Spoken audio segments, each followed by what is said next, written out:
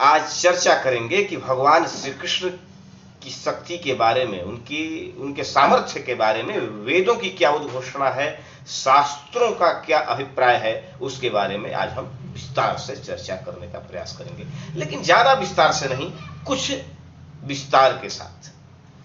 देखिए, भगवान श्री कृष्ण की शक्ति के बारे में विवेचना तो मैं करूंगा, लेकिन आप सब्सक्राइब कर दीजिएगा ताकि मेरा मनोबल बढ़े और इस तरह का जो है आध्यात्मिक वीडियोज मैं बनाता रहूं और आपकी सेवा में सही बता रहा हूं, मैं कुछ कह सकूं, कुछ बोल सकूं। तो देखिए, भगवान श्री कृष्ण की शक्ति के बारे में बहुत तरह की विवेचना है और उनकी शक्ति का कोई लिमिट नहीं है, उनकी शक्ति की कोई सीमा नहीं है। अब प्रश्न है कि कैसे। तो देखिए, वेदों की गंभीरता के बारे में तो आप जानते ही होंगे कि कितना गंभीर अर्थ वह प्रस्तुत करता है समाज के समक्ष, प्रबुद्ध लोगों के समक्ष। तो वेद को समझना जरा मुश्किल है, वेद को समझना थोड़ा सा मुश्किल है, लेकिन वेद को थोड़ा सा समझ लीजिए आप कि वेद में नेति नेति कहा जाता है कि मतलब कि उनका कोई अंत ही नहीं है, नेति। ठीक है, गीता भी कहती है, श्रीमद् भगवत गीता जी भी कहती है कि नान्तम न मध्यम न पुनस्तवादि, न उनका अंत है, न मध्य है, न प्रारंभ है। तो वे अनंत हैं, इसीलिए उनको अनंत भी कहा जाता है। तो जो अनंत हैं, जिनकी कोई सीमा नहीं है, जिनका कोई लिमिटेशन, जिनके विषय में कोई कॉन्सेप्ट ही नहीं है लिमिटेशन का, तो उनके विषय में हम यह कैसे कह सकते हैं कि उनकी इतनी ताकत है, या जो है उनके पास जो है अरबों खरबों हाथियों का ताकत था, या अरबों खरबों जो है पर्वतों का ताकत है।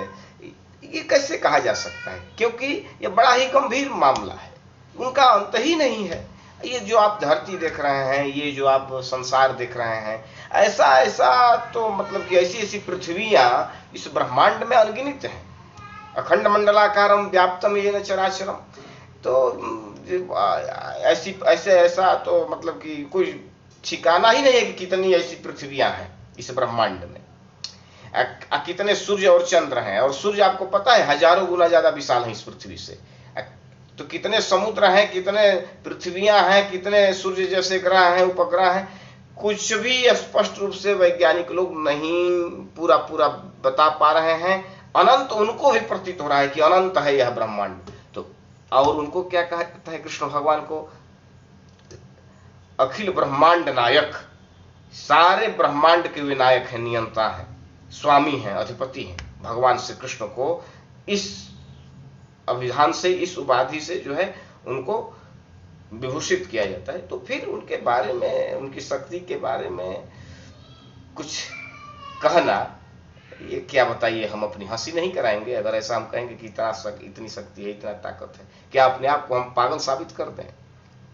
उनके बारे में, उनकी शक्ति की सीमा को खींचकर, उनके ताकत के विषय में बताकर क्या हम जो है मजाक बन जाएं? क्या पागल बन जाएं? अगर आप चाहते हैं कि मैं पागल नहीं बनूं, ठोस बात बताऊं, प्रभावपूर्ण बात आपके समक्ष रखूं, शास्त्र की बातों को रखूं, तो आप सब्सक्राइब कर दीजिएगा, धूमधाम से शेयर कीजिएगा। थैंक्स।